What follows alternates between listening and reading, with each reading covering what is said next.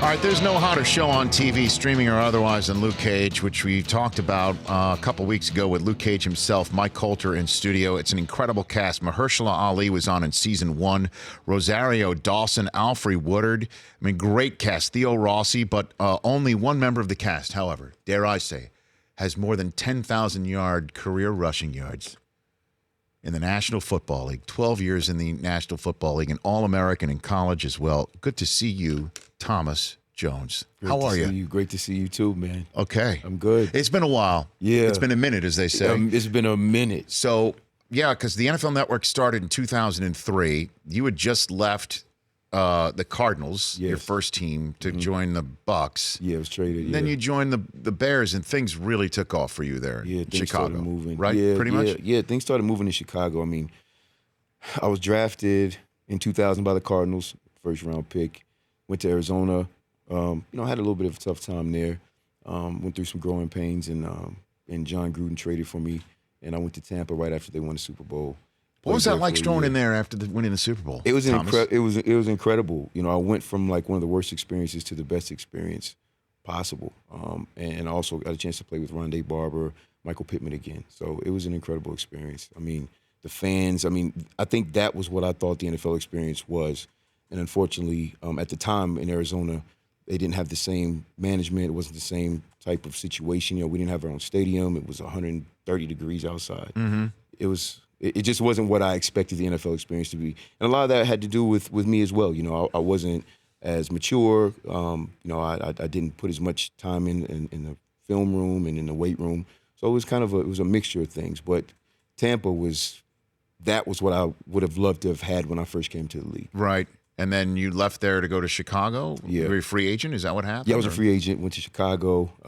I wanted to stay in Tampa, but the deal wasn't right. They ended up bringing Charlie Garner in and giving him the deal that I wanted. So I was very excited to go to Chicago. I mean, Garner was Gruden's guy, right? Well, it was From funny Oakland. because John wanted me to stay. They brought the general manager from the Raiders that next year, and so he wanted to bring his guys with him. So, John Gruden, I'm forever grateful to him for trading for me, and we had an incredible relationship in Tampa. He believed in me, believed in my ability. I mean, every time I would see him afterwards, whether it was Monday Night Football or wherever, we just had this connection. He brought me into his office and he said, I traded for you because I believe in you and I believe in your ability. And he said, I want you to watch something. And he hit play, and it was all my college highlights. And he said, do you know this guy? And I said, yeah. And he played another highlight. He said, do you know this guy? And I said, yeah. He played another highlight. Do you know this guy? I said, yeah. He said, this is the guy I traded for. And then he gave me number 6. And he said, you're going to wear this jersey during training camp because this is the guy I traded for, number 6, which was my college jersey. And so from that point on, he just believed in my career. And over the last couple of weeks in the season, he let me start. It's funny because we played New Orleans. And in the team meeting the night before, he said, Thomas Jones, you're going to start this game. And the first 4 plays of the game, we're going to give you the ball. It doesn't matter where we are. Doesn't matter what down and distance, the first 4 plays. So if we're backed up, if it's 4th down, you're getting the ball. We could be on our own 5-yard line. So I think we got the ball first or second. And the night before, I'm in my hotel room oh my, it was like, this is my moment. Because if I don't get this first down, then, I let the team down, I let the coaching staff down, and I didn't take advantage of my opportunity. So what's crazy is the day before the game, I listened to Eminem Lose Yourself before the game. And I remember the first play, I think I got 3 yards. And we were like on our own 5-yard line or something like that. So you were backed up? Yeah, we were backed up. We were like on our own, I think something happened with a kickoff, somebody dropped it or something. Uh-huh. And it ended up being like 3rd down and 5. And we were on our own 10. Mm-mm. And so, I'm thinking, I have to get the first down. I ended up getting 7 yards. So I got the first down. Nice. So it was like the pressure was off for me. And every game after that, before every game, I listened to Lose Yourself by Eminem. And if I hear the song right now, I heard it on the radio, I have to turn it off because I tear up.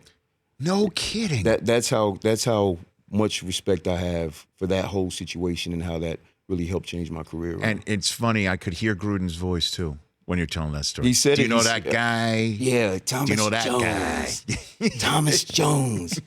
You're going to get the ball 4 times. All right? And you're going to take your big locked arms, and you're going to run for a first down no matter where we are. All right? All right, that was him. I mean, I always have the utmost respect for him. I'm glad to see he's back in the game. The NFL needs him, his personality. I agree. The NFL needs him, man. I agree. And then let's just talk about that Super Bowl, that Super Sunday. What was that like for you in South Florida, Thomas Jones? The Bears? That was it was surreal. It was a surreal moment. You're a kid. You watch the Super Bowl. You watch some of your heroes play in the Super Bowl. As a kid, I would watch all the Super Bowls. And, I remember watching the Redskins. I'm from Virginia, so I watched Timmy Smith. And, even though he didn't have a great career, you remember the running backs that do well in the Super Bowl. Mm-hmm. Walter Payton, obviously, was somebody I looked up to. I had the kangaroo shoes and the headband. Nice. The Super Bowl is the biggest game you could ever play in. And for me to go to the Super Bowl with the Chicago Bears was an unbelievable experience. The Chicago Bears. It came and went super fast. You win the NFC Championship game against the Saints, and next thing you know, you're the best feeling in the world. 2 weeks later, at the end of the game, they're pulling the ropes off, and you've lost. The worst feeling ever. So it was like this 2-week swing that was very hard to figure out what happened. And to this day, I have not watched the Super Bowl. I can't. To this day, I can't watch the Super Bowl. Have you even watched Prince's halftime? You ever watched that? No, not even. No, that. I can't. It's losing the Super Bowl is like the girlfriend that got away. It really is. It's like you never get over that feeling because if you're married and you found the right person, it's a very slim chance that you're going to find the right person. And to get to the Super Bowl and to have a chance to win, especially I had a good game on top of it. You don't get over it. So usually what I do during the playoffs is, I'll find something else to do. And I'm in the gym on Super Bowl Sunday playing basketball. And I'll call my mom and she'll tell me, what happened later on. So hold on a minute. You're saying you haven't just not watched your own Super Bowl. You don't watch the Super Bowl? No. Are you serious? You didn't watch this? Thomas Jones, you have not watched a Super Bowl? No, not since. And what made it worse is with the Jets, we went to the AFC Championship game. Right. And we're one game away and got beat by Peyton Manning again. Right. So, no, I haven't. That's how connected I was to the game and how much football meant to me. And that's the only thing, one of the only things the regrets that I have in my life is not winning the Super Bowl. And we'll call each other and text each other, me, Brian Urlacher, all of, around Super Bowl Sunday, somehow, Olin Crew, somehow we'll text each other and say, how did we lose that damn game? How did we lose that damn game? I got to be honest with you, but I was talking about it, I believe, on the postgame show that night.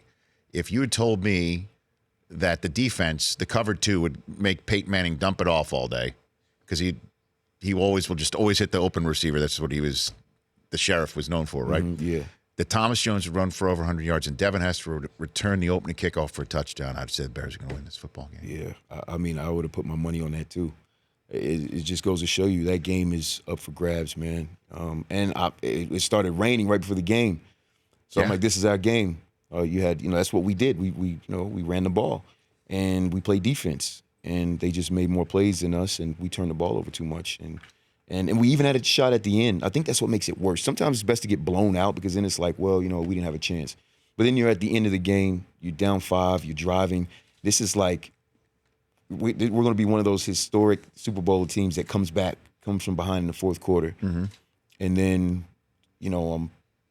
I look up and I see this guy, it's a pick six. Guy's running towards me. And I'm like, no, that's not going to happen. So, it's devastating, man. It's devastating. The fans on social media, I stay in contact with fans on social media and Chicago Bears fans and Jets fans and the Bears fans. That's the one thing. I just did an interview with Bears Barroom 2 days ago, and we still talk about it. And that was in 2007. Still talk about it. Well, let's take a break in 60 seconds and turn the page to your acting career. Okay. Where I can pretty much safely say that one day when you are nominated for an Emmy Award, Peyton Manning will not be in the field as well. Okay, yeah, so at he least you probably got beat that. me out. Okay, at least you got that going Yes, for you. he'd beat me out for that too, probably. Because I'd love to, when we come back in 60 seconds with Thomas, we'll talk to Thomas Q. Jones. Q. Okay. Jones. Okay, we'll talk about that with the man who's in Netflix's Luke Cage as the role of Comanche, Thomas Q. Jones, back in 60 seconds. Okay, we're back. Thomas Jones, now known on the silver screen, big screen, or what have you, as Thomas Q. Jones, the actor who plays the role of Comanche in Marvel's Luke Cage with such a great cast. How'd you get into acting, Thomas? I retired in 2012, and I mean, that's a good question. I never had any aspirations of being an actor. I spent time in L.A. I was drafted by the Cardinals, and I would go to Hollywood and come to L.A. on our off days sometimes, just to kind of get away from everything that was going on in Arizona. So I spent time in Hollywood. I wasn't really a big fan of it. Once I was traded to Tampa and I was back on the East Coast, I didn't come back to L.A. again. And I was in a relationship for a long time with an actress in Hollywood. So I had to be here in the off season, and I hated it. I hated L.A. I hated just being here. So how'd you get into it? Well, I retired, and I had a production company where I was working with musicians. Okay. And one of my friends at the time convinced me to start producing a TV show at a film production company, TV production company to it. So I said, okay. And the show was already there. It was already set up. So, all I did was just come in and help produce it, and I took a little role in it. And I kind of liked it. The publicist was like, hey, you have some natural ability. We're going to get you an agent. We're going to get you in Hollywood. And I'm like, no, I hate Hollywood. I can do it here, but I don't want to move to LA. Plus usually during the season, I'm away from my house. My house is in Miami. So I had never really consistently been at my house. I was there in the off season for a couple of months, and then I'm back in New York. Yeah, or you Kansas just want to City. live life like a person. I just want to be in my house. Finally. I just no want training camp, no nothing. Yeah, sure. sleep in my own bed for a year straight. Yeah, right. So I ended up going to New York with her. She introduced me to an agent. The agent would send me on auditions. And to be honest, I wouldn't go. I'd act like I didn't get the email. Oh, I'm sorry, I didn't get the email, because I just didn't want to go. So I ended up going on my first audition for Shameless. Never saw the show. Never didn't know William H. Macy. Didn't know any of these people were. Booked it. Fortunately for me, there wasn't any lines because I didn't know what I was doing. But it was a great credit, and I ended up doing that. And then the next big thing that I booked was a show called Being Mary Jane on BET, to play Gabrielle Union's love interest. And that's when I said, okay, this is pretty serious. Oh, yeah. I was about to say, that'll get you hooked. Yeah, I was like, okay, this is, and when I booked the role, I had to go to Atlanta the next week on Thursday. And I was so green, and I had no classes, that I looked at the script, and I didn't know that there was a love scene. I didn't figure that out. I just saw my lines. I only had 6 lines, so I said, okay, I'll go up here and I'll say these 6 lines, and it'll be cool, and I'll go back. But when I got to set, when I went in the wardrobe, for my outfit, they came in the room and they were like, okay, well, here's what you're wearing, and it was like this little like teabag looking thing, and I was like. I mean, I literally was like, okay, you know how like something will happen, something real will happen to you, and you're like, oh, something real is about to happen. Yeah. Like you get a feeling in your chest, your stomach. Yeah. So I got this like weird feeling, like, hold on a second, like, because it was like this little like brown tea bag. I haven't felt this since the Super Bowl. Yeah, I mean, so I'm like, well, what is this for? And I'm like, well, it's a sock, and I'm like, so what do I do with it? And the guy's like, he looked at the other person like, how do I tell him he doesn't have like any other clothes? And I'm like kind of having a like nervous breakdown a little bit, because I'm like, whoa, wait, this is not what I signed up for. Right. And so he told me what to do with it. And so I figured it out. And I went back to my trailer and I called my friend Deshaun in New York. And I said, bro, I don't know what I got myself into. And he's like, what do you mean? I said, I don't have any clothes. He's like, what? I'm like, I don't have any clothes. And he's like, what did they give you? And I took a picture, sent it to him. He's dying laughing. And I'm like, this is not funny. So I do a rehearsal. Regina King was the director. Oh my God! This keeps getting better. Regina King was the director, right? She's awesome. Yeah, she is. And so she goes, Well, Gabby wants to do a rehearsal, so I'm like, okay. So I don't know what the rehearsal. I don't know anything. Rough life, Thomas. I'm like, what did I get myself into? So we do the rehearsal, the blocking, which I had no idea what that meant. And I didn't know if we were going to rehearse the love. I didn't know what. That's how green I was, but I couldn't let him know. Yeah. So, we did the blocking. You're going to be here when you say this line. You're going to be here when you say this line, blah, blah, blah, whatever. So I go back to my trailer, and I know I wasn't supposed to do this, but I was so, just that I had, the assistant. I'm like, listen, can you take me to the store real quick? They took me to the store, and I had, a shot. I had to get a shot. That's how, uncomfortable I was. Because of alcohol, you Yes. mean? Okay. And I'm being honest, because I was that uncomfortable, because it hit me you're really acting, man. This isn't just some game you're playing. So how did it go when you? If it's safe for work it went. I mean, listen, I had 6 lines, fortunately, and they weren't really. It wasn't really a lot of dialogue. So, and then the character was something that I was comfortable enough with because I could just act like, what would I do in this situation? Right. It wasn't like this layered, complex character. And then the love scenes were, obviously everything's super professional. Gabrielle's one of the best in the business, and she was very, patient and understood what was going on. But I was like, okay, I know how to do this part. So, let me make sure at least this part I can do. The other part I might look stupid, but this part I can't look stupid. And it came out great. And after I did that episode, I had 2 more episodes, and that was what do they call it? Scared Straight? It was a TV show, Scared. Yeah. That scared me into you need to get in some acting classes before you make a fool out of yourself and ruin your whole name. Well, you needed a drink. I now need a smoke. Oh my gosh. Okay. So in the couple minutes that we have left here, awesome. You book Luke Cage. This thing is blowing. Yeah, it's huge. Up. Yeah. Where does your career stand now? I imagine I'm producing, writing. I sold a film that I starred in and executive produced called A Violent Man. I play a mixed martial arts fighter. I sold it to Sony. It'll be in theaters October 11th. I'm in pre-production on another film. I just had a guest star role on the Marlon Wayans show last night on NBC. Fantastic. I was in a guest star role on Hawaii Five-0 a couple months ago. I have a couple other films in pre-production. But the Marvel's Luke Cage show right now it's incredible. I really had a chance. I was on season 1. I had 1 episode, and Cheo Coker is the John Gruden of Hollywood to me. Sure, he's the one that gave me the chance to believe in me and really to show my ability. After that whole fiasco with being Mary Jane, I moved to LA. I got into 3 actor studios. I was in class 6 hours a week. Franz Turner, shout out to Franz Turner. He literally is one of the most important people in my life, my acting coach, which I didn't know I needed to become an actor because I needed to pull back all these layers on who I was as a football player. And I ended up doing a self-tape, sending it in for this role. They loved me. They brought me in. I did an audition in front of ABC Disney. They loved me. They gave me 1 episode.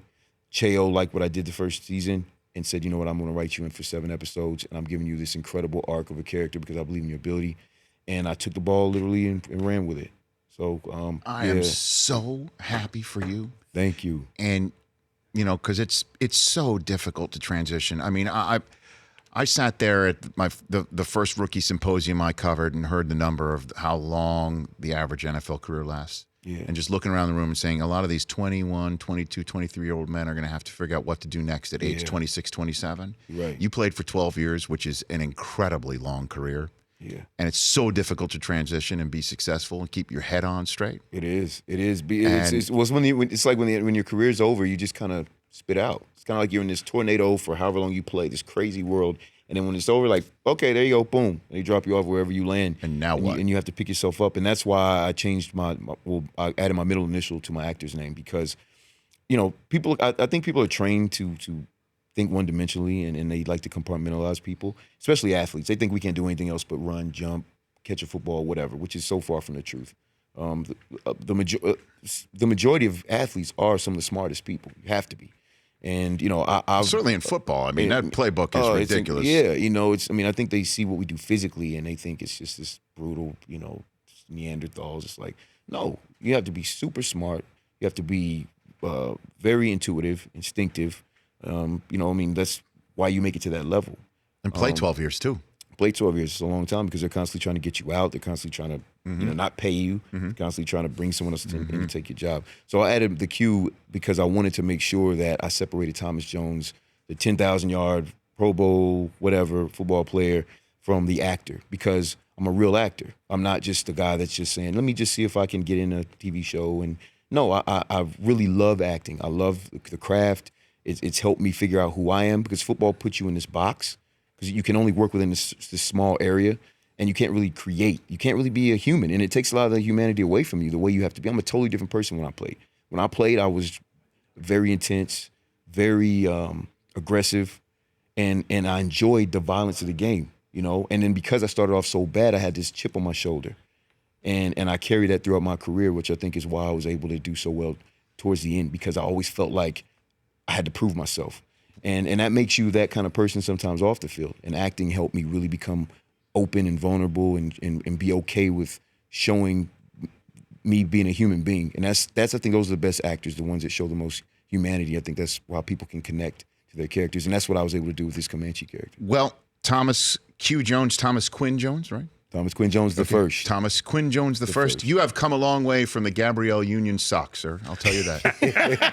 Yes, I have. Is that a new fantasy team named Gabrielle Union Sox? That's a fantasy football name? Writing it down. Okay, great to see you, Thomas. Great to see you, It's too. been too long. Let's chat again soon. You're welcome here anytime. Promote Definitely. whatever the heck you got going And congratulations to you too, man. It's Thanks. been great. I've been following you ever since ESPN. Thanks. I still have a lot of the tapes from when I played where you were, on ESPN. Calling Virginia highlights? Yes. Me and Stu? Yes. I'm sure we did it. Man. Oh, yeah. So to see you doing your thing now, man, I'm happy for you. Right back at you. Thomas Jones, right here on The Rich Eisen Show. The Rich Eisen Show, weekdays at noon Eastern on Audience.